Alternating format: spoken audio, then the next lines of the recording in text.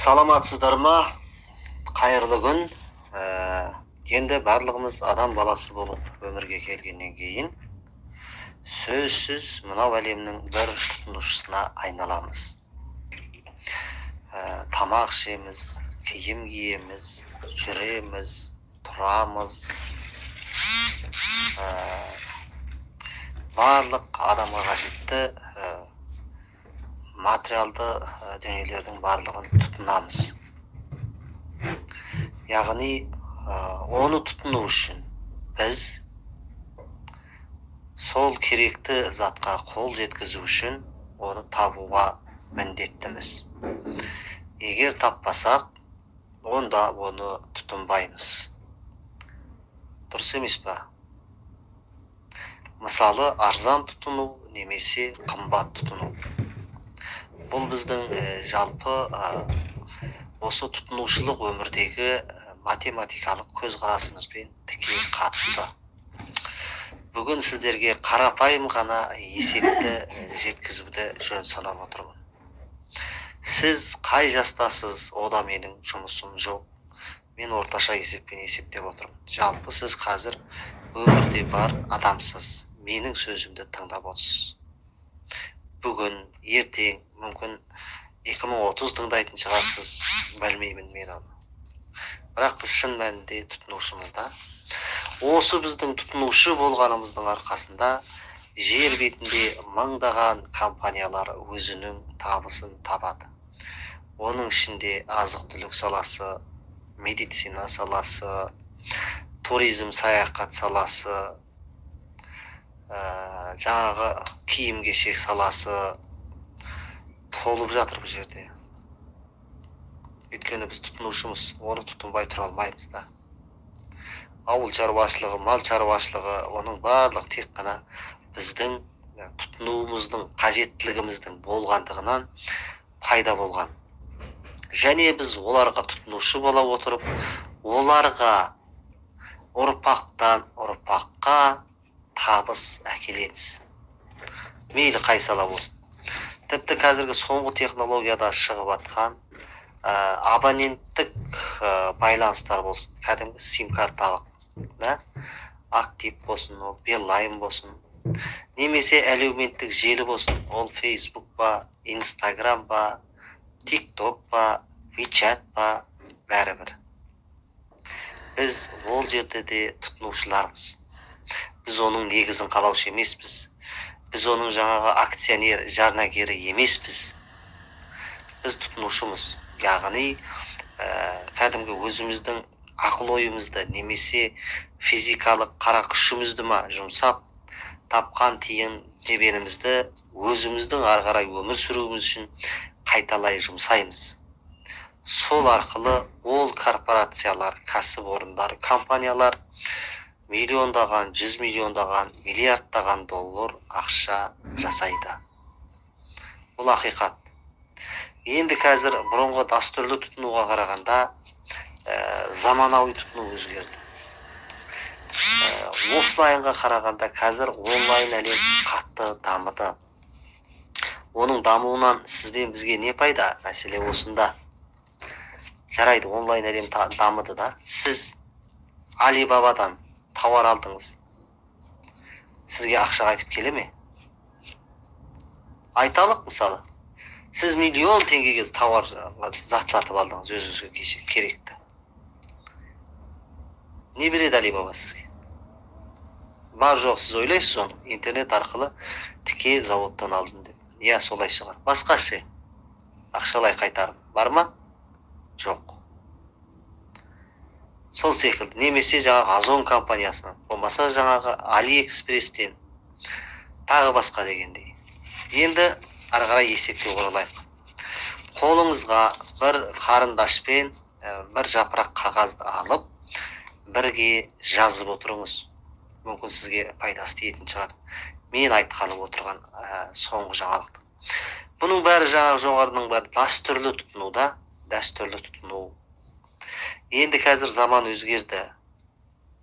Сізге мүмкіндік бар. Кез келген тұтынған тауарыңыздан өзіңізге қарай табыс қалдыруға. Енді осы жөнінде тоқталып өтейік. Мысалы, бір адам жаңағы өмірде ізденісте жүр дейік, немесе ол жай жүр дейік. Қалай жүр, олай жүр біз тұтынушымыз. Сондықтан сіз неге дәл осы бизнесті істеуіңіз керек, немесе істеуге міндеттісіз. Мейлі сіз жаңағы азамат жасына толмаған болыңыз, немесе жас болыңыз азамат жасына толған, немесе кәрі болыңыз. Жалпы сіз тірі адамсыз да, барсыз. Демек, әрбір тірі адамның осы мүмкіндікті пайдалануына орай бар. Және өзінің шығындарынан қайталай жаңа кіріс кіргізе алады. Мен осы жөнінде сіздерге тоқталып өтетін боламын.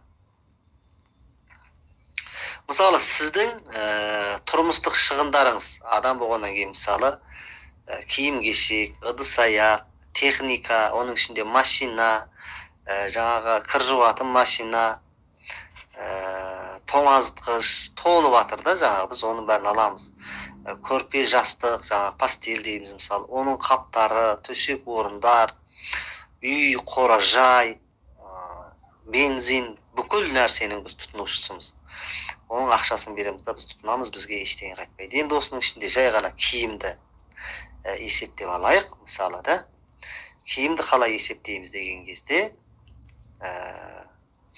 мысалы сіз туылғаннан қазірге дейін орташа жасыңызды 30 жас деп есептеп алайық. 30 жастасыз сіз әлі. Барсыз бірақ 30 жасқа дейін сіз тұтындыңыз дейік та. Мысалы, сіз жылына 300 мың теңгенің киімін кидіңіз дейік. Жаңағы оның ішінде шалбарыңыз бар, күрткаңыз бар, кепкаңыз бар, орамалыңыз бар, нәскиіңіз бар, айта берсек тұрсиыңыз бар деген сияқты да. Сіз осыны жаңағы бір жылға ең төменгі есеп бойынша есептегенде, ол жаңағы 300 мың теңгені құрайды. Ал егер біз осы 300 мың теңгені 12 айға бөліп шығаратын болсақ, одан шығады айына 25 мың теңгені сіз тек қана киім-кешекке жұмсап жатырсыз. Көрдіңіз ба? Басқа ештеңеге жұмсап жатқан жоқсыз. Азық түлігіңіз, бағана техникаңыз, өмір бойы тұтынатын нәрсеңіз одан басқа жетіп жатыр. Енді қараңыз. Айына 25 мың теңге. Сіз 30 жаста болсаңыз, осы уақытқа дейін 9 миллион теңгенің затын тұтындыңыз. Киімін ғана. Ішкен тамағыңыз, анау мынауыңызды айтып жатқам жоқ мен. Ешкім жалаңаш жүрмейді ғой, бәрі киінеді.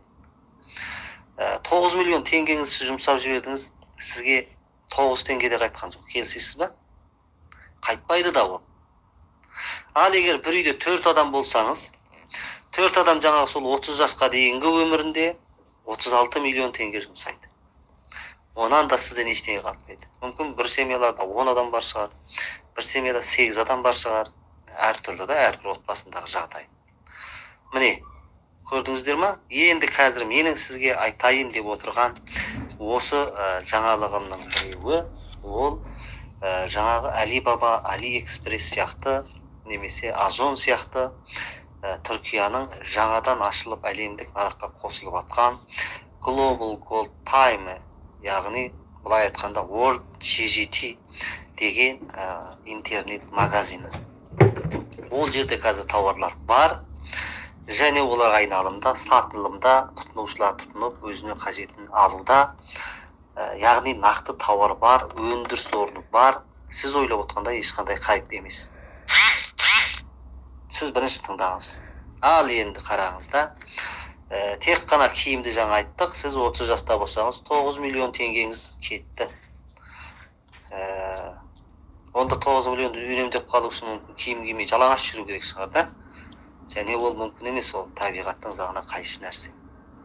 Енді қараңыз, осы жерде сіздерге айтайын деген нәрсе, осы World GGT не береді сізге?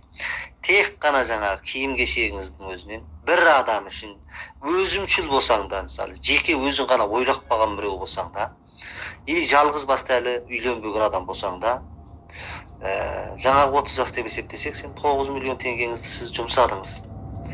Киімге 30 жасқа дейін сізге 1 теңге қайтқан жоқ. Ал егер сіз World GGT компаниясының акциясын алып қалатын болсаңыз, оны тіке заводтан 20% арзан бағамен ала аласыз. Және сізге өзіңізге 10% кэшбек қайтады. Кэшбек дегеніміз кәдімгі ақшалай сізге түсетін бонус, және ол қолма-қол сізге түседі. Және сіз оны қолма-қол шығарып ала аласыз. Түсінікті ғой. Ендігі мәселе осы жерде. Ары қарай енді ойлана беріңіз. 10% жаңағы мен айттым. Егер сіз 9 миллион жаңғы сөзіңіз жаңағы алдағы уақытта 60-қа келгенше осы жерде жай ғана осы бағамен ғана ең төменгі бағаменен 60-қа келгенше 9 миллион теңгеңіз жұмсасаңыз, сізге просто киіміңізден 900 мың теңге қайтады.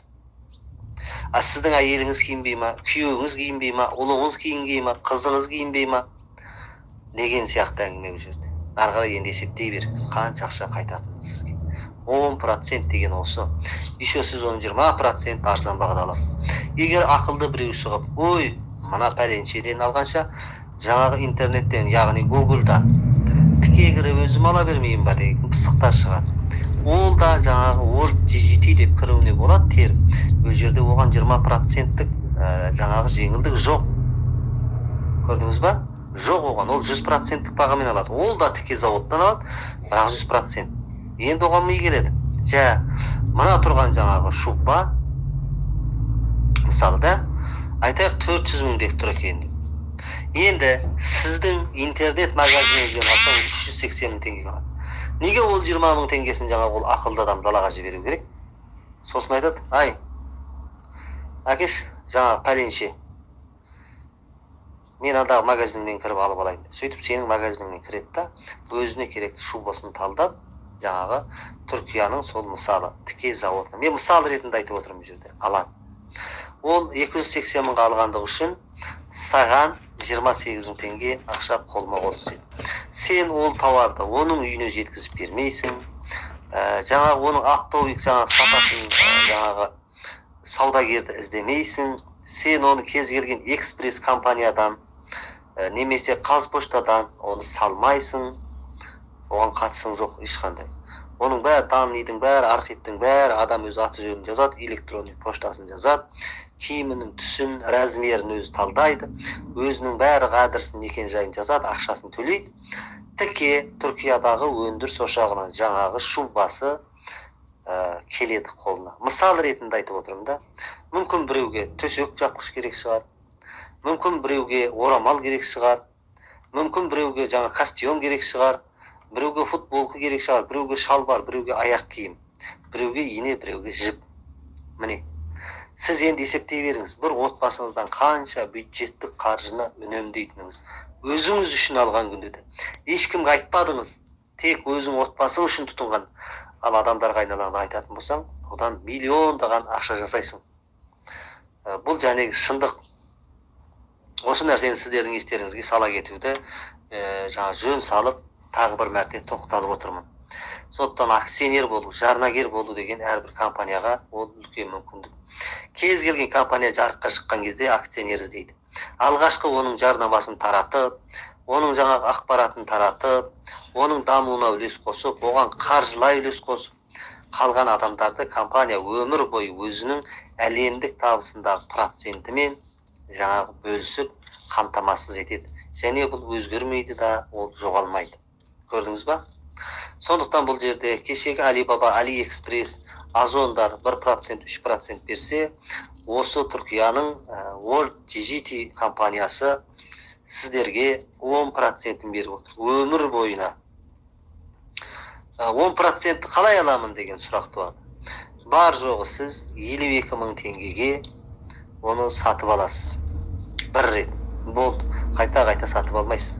Ол сіздің үлкен супермаркетіңіз, магазиніңіз былай айтқан кезде. Ол үшін аренда төлемейсіз, өрт өшіруден рұқсат сұрамайсыз, налог жаңағы салық комитетінің қажеті жоқ. Әке, көке, бәке, сәке дегендердің ол жерде қажеті жоқ. Электрондық поштаңыз, аты жөніңіз, пароліңіз болды жетеді. Сосын телефоныңыздың ішінде тұрады. Кез келген адам сіздің сілтемеңіз арқылы кіріп, өзіне қажетті затын 20% арзан бағада сатып алады. Зато сізге рахметін айтады. Ал сіз оның рахметін ала отырып, және оның алған әрбір тауарынан 10% пайда көресіз. Өмір бойына. Бұл ресми гарантия, және бұл жүріліп атқан жұмыс. Сондықтан мен сіздерді осы келген әлемдік интернет магазиннің жарнагері болып қалуға, осы орайды ұстап қалуға сіздерді шақырамын. Бұл жерде тек қана бір денсаулық өнімін, болмаса бір косметиканы, немесе бір техниканы ғана жарнамалап сатушы болып жүрмейсіз. Түсініп алыңыз. Бұл үлкен жаңағы мүмкіндік, әркім өзіне керегін өзі алады болды. Сіз бұл жерде жарнагерсіз компанияға үлес қостыңыз да, өзіңіздің магазиніңізді интернет ашып қойдыңыз. Ол Қырғызстанда тұра ма, Өзбекстанда тұра ма, Россияда тұра ма, Америкада тұра ма, ол адам бәрібір өзіне қажет тауар болды ма, тура сіздің жіберген сілтемеңіз арқылы кірді ма, сізге ол адамнан әлемнің қай нүктесінде тұрып, оны алса да сізге табыс келеді. Көрдіңіз ба? Саусағының ұшын қимылдатпай ақша табасың. Себебі сен дәл қазір басында осы жұмыстың жүріліп кетуіне еңбек еттің. Сол еңбегің бағаланады. Бүгінгі мынау акционер болып, жаңағы WhatsApp-тың, Facebook-тың, бағанағы Alibaba, AliExpress-тің, кейбір мысалы бренд жаңағы компаниялар бар ғой, мысалы күртқа өндіретін, футболка өндіретін деген сияқты да, мысалы толып отыр, мысалы анау Nike болсын жаңағы толып жатыр ондай нәрселер. Toyota, Mercedes деген машиналарды білесіздер. Солардың бәрі өз уақытында акциясын халыққа сатқан. Енді сізге де сондай мүмкіндік келіп жатыр. Осы нәрсені сіз алып қалыңыз. 52 мың теңгеге еще сізге ең таза құрамында химиялық бояғыштар, жоғары дәрежедегі химиялық элементтер, жануарлар демесе құбыр майлары, ауыр металдар, оның ішінде қорғасын, мырыш, анау, мынау деген сияқты да, адамға, денсаулығына, экологияға зиянды ешқандай элементі жоқ. Таза халықаралық эко стандартқа сай комплект косметика беріледі. Ол күндізгі, түнгі, суы, бет жуатын жаңағы пенасы, анау жаңағы сіберетка дейді ғой, жауһары, соның барлық жалпы 7 түрлі косметиканы аласыз. Оны еще тағы береді сізге. Көрдіңіз ба? Сондықтан ол осындай мүмкіндік мен сіздерге есепті жаңағы арнаулы шығарып, түсінбедік деген адамдар үшін, түсінікті болу үшін, сіздер үшін жаңағы осы ақпаратты жариялап, хабарлап отырмын. Барлықтарыңыздың құлақ асып тыңдағандарыңыз үшін рахмет. Сөз соңында айта кетейін, мынау Alibaba-ның 1999 жылғы жаңағы акциясын $100 бір адам сатып алған ғой, белгілі акция. Сол 2013 жылға келген кезде $800 көтерілді. Сонымен жаңағы сатып алған адам оны алады дағы екінші біреуге сатып жібереді. Енді екінші сатып алған адамның 2010 жылдан 2020 жылға дейінгі табысын айтпайық. Оның өзі бәленбай ақша. Өйткені ол акционер ғой.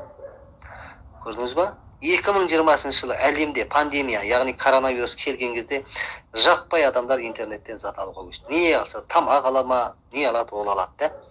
Дәл сол уақытта ол адам $69 миллион тапқан бір жылда.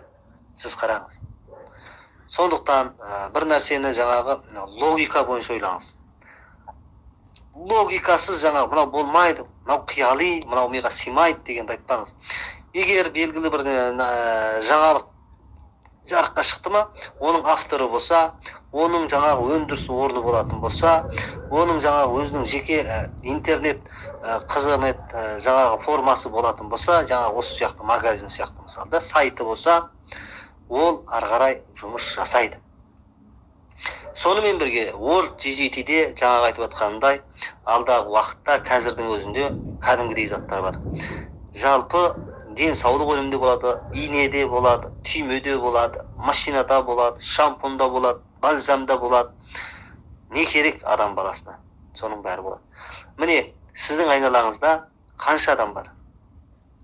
Соның бәрі сізге ертең алмағанның бәрі тұтынушы болады.